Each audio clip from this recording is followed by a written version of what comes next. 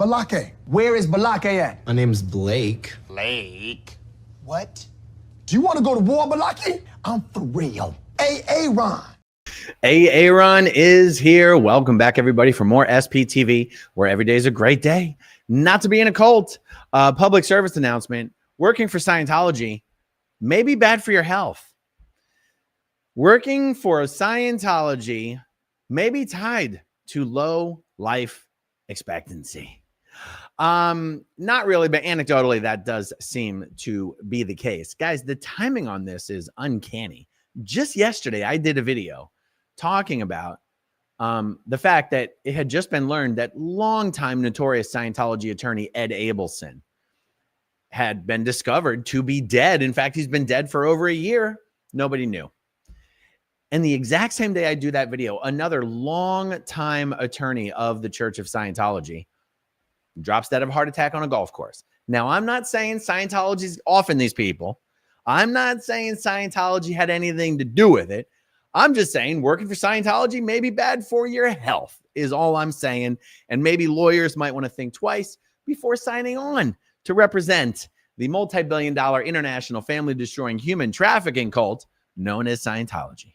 Okay, now we're talking about Scientology lawyer Ed Armstrong. Now, Ed Armstrong was a famous figure here in Clearwater, here in Pinellas County. And the article that I'm going to share with you in the Tampa Bay Times about his death reflects that. He also, I think the story of Ed Armstrong, to me as an ex-Scientologist, is very interesting. Because at the end of Ed Armstrong's life, near the end, a few years ago, I was actually personally in touch with Ed Armstrong. When I was running for Clearwater City Council, Ed Armstrong and I came to be in touch with each other. And he was very much a fan of what I do here on my channel and with SPTV. He was very much not particularly a fan of Scientology. He certainly didn't have a problem with people just because Scientology had a problem with people. And that, for me, is really interesting. I go after an awful lot of non-Scientologists who take Scientology's dirty blood money to execute David Miscavige's and L. Ron Hubbard's strategies. I go after them really hard. I don't care if they really like David Miscavige or like Scientology. As far as I'm concerned, if you take their money to advance their agenda, you're just as bad as they are. But it is an interesting bit of nuance, especially when you get to see it firsthand and get to know some of these people, that they really don't particularly even care for Scientology, even while they're accepting their money to help them execute their strategies. I mean, you guys can make of that what you will. I'm only mentioning it because it's an interesting fact. I don't think it gets any of these lobbyists and lawyers and influence peddlers off the hook. I don't. But on a human level, I think it's worth noting. Yes, because even though Ed Armstrong, and by the way, Ed Armstrong didn't represent Scientology in criminal matters. He was their real estate attorney. And when I came to be in touch with Ed, he explained to me, you know, his days of doing that work were behind him. His partner, Katie Cole, had picked up that work for Scientology to the extent that his firm was still getting that work. But actually, Ed was pretty sour because another local Clearwater establishment attorney by the name of Brian Ongst Jr., who was not at the same firm as Ed Armstrong and Katie Cole, had basically inherited or stolen. I don't know the dynamics of it all. All I know is Ed Armstrong really did not like Brian Ongst Jr. And that Brian Ongst Jr. is now the one who does most of Scientology's real estate legal work in the city of Clearwater. And only a tiny fraction of that business was still going to Ed's firm. And all of that business that went to Ed's firm was being handled by Katie Cole anyway. And Ed was pretty happy to have washed his hands of all the Scientology business. But anyhow, I want to show you what the Tampa Bay Times had to say about Ed Armstrong, because the fact that a man like Ed, who was hugely well-known and respected, had a ton, massive influence and power, just socially and if not professionally in this area, explains why Scientology doesn't actually need to have its own members in positions of power. Scientology has never had one of their own members on the Clearwater City Council or the Pinellas County Commission. They've never had one of their members even attempt to run for the Clearwater City Council or the Pinellas County Commission. And yet we see other influence peddlers taking their money to do their work for them. There was a time when that was Ed Armstrong. It then became Katie Cole. It then became Brian Ongst Jr. It used to be Mary Repper. Now it's Joe Burdett. All of these people are hugely influential and connected in the local social, legal, and political establishment, mostly Republican for whatever reason. And anyway, I guess it's part of a broader conversation of, is it necessary to differentiate between Scientology, Scientologists, David Miscavige, his direct subordinates, and the non-Scientologist professionals who take Scientology's money to help them advance their agenda? Even when we're talking about something relatively non-controversial as real estate law, zoning use, zoning, planning, land use, and all that kind of stuff. The fact is, the real estate lawyers who work for Scientology are essentially Clearwater local natives. You know what I mean? Not, like native Clearwater, generational Clearwater folks who are essentially helping sell Clearwater to Scientology. And I'm not going to lie, I think people like that should be ostracized from polite society.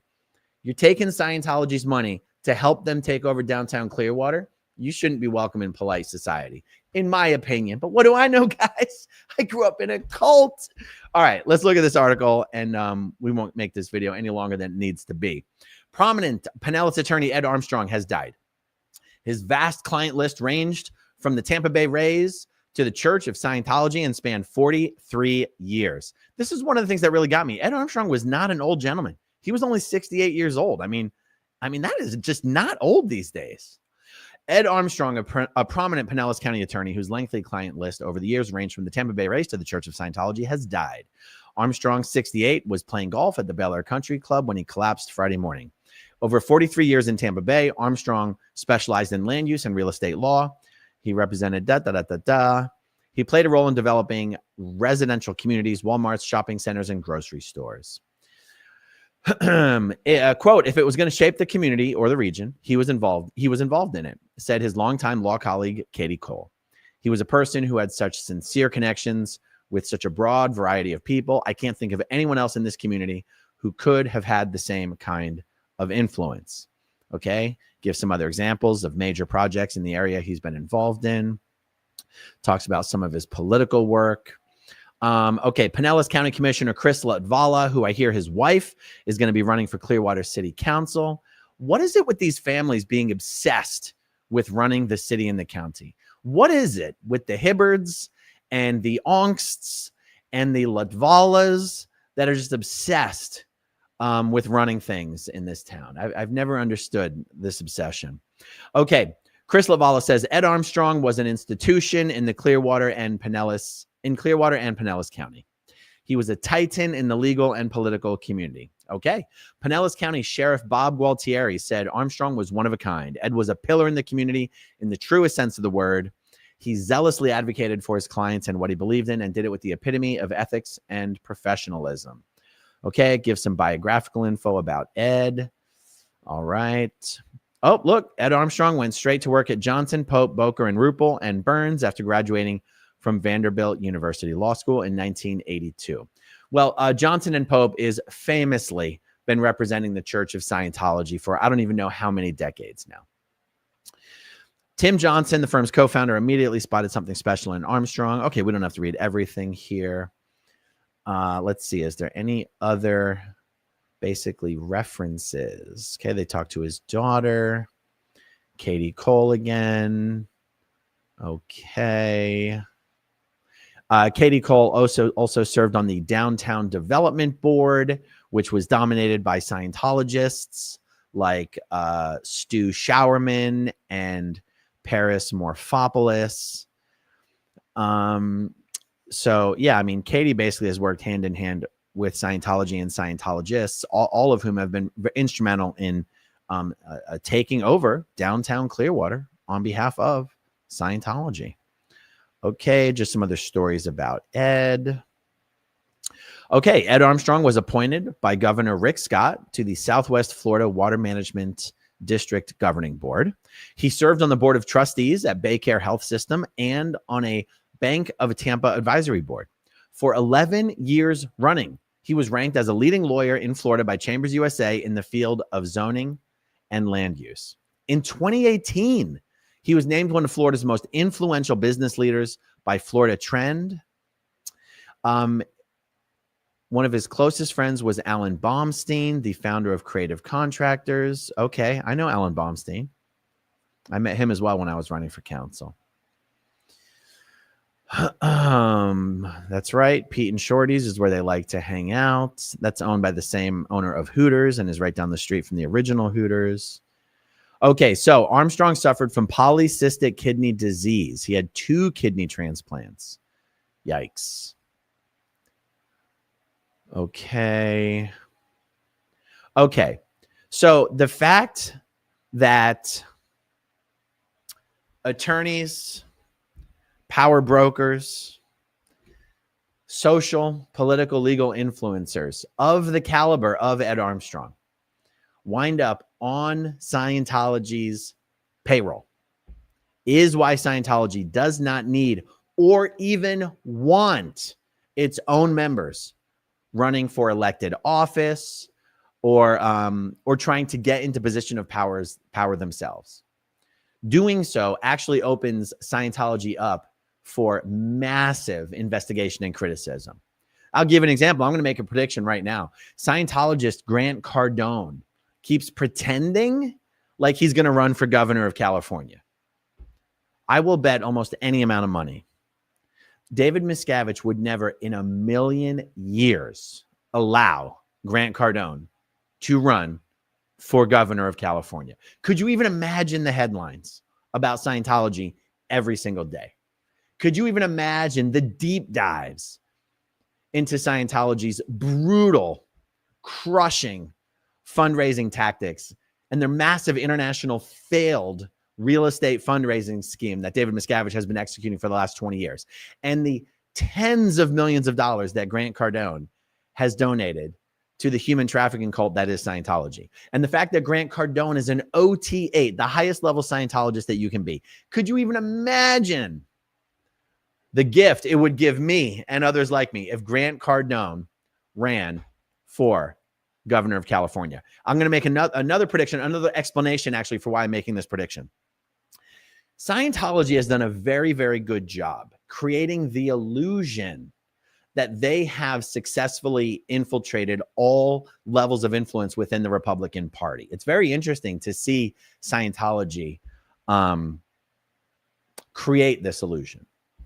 Now, Scientology and some of its wealthiest members have purchased some goodwill with certain people in the Republican establishment, as money will do with politicians and political groups.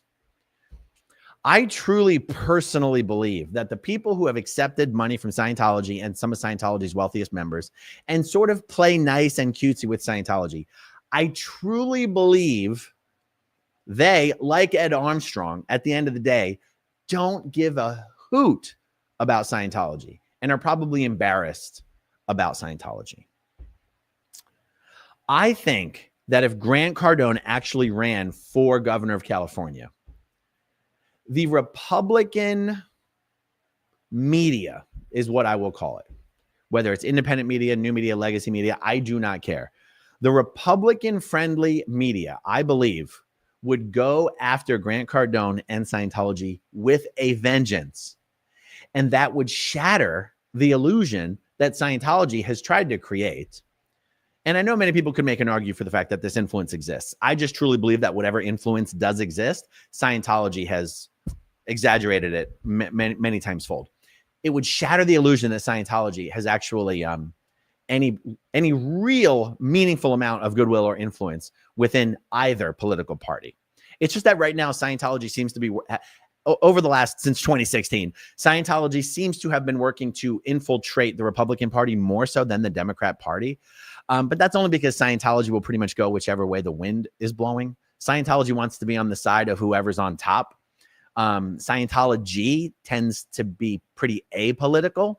That's because L. Ron Hubbard said you can't fix the world through any social activity whatsoever, political or otherwise. You can only change the world by getting everyone into Scientology. So that's why you never see a Scientologist trying to get into some position of authority and change society through that position of authority. Scientologists and L. Ron Hubbard believe the only way you can fix anything in society is by doing Scientology auditing, not by electing a better politician. So Scientology itself tends to be pretty apolitical. Scientology's been trying to infiltrate the Republican Party much more so than the Democrat Party since 2016. But the truth is, Scientology just wants friends who have power. It doesn't matter whether they're red or blue. They just want friends who have power. And if Grant Cardone were to run for governor, all those people that Scientology thinks are in their corner would probably go after Cardone really hard, and boom, it would shatter the illusion. That's my prediction. I want to know what you guys think about it. Let me know in the comments down below. Okay, let's see. We got some highlights here. Dave's Deep Dives. Thank you for being a member for 17 months. And hello, Francisco Suarez. Gifted 5 channel memberships. Thank you, Francisco. Good to see you. Abigail. I feel like I haven't seen you, Abigail, but that's only because I can't see screen names anymore. So it's your name doesn't jump out at me anymore. But there you are, Abigail. Thank you so much for gifting 5 channel memberships.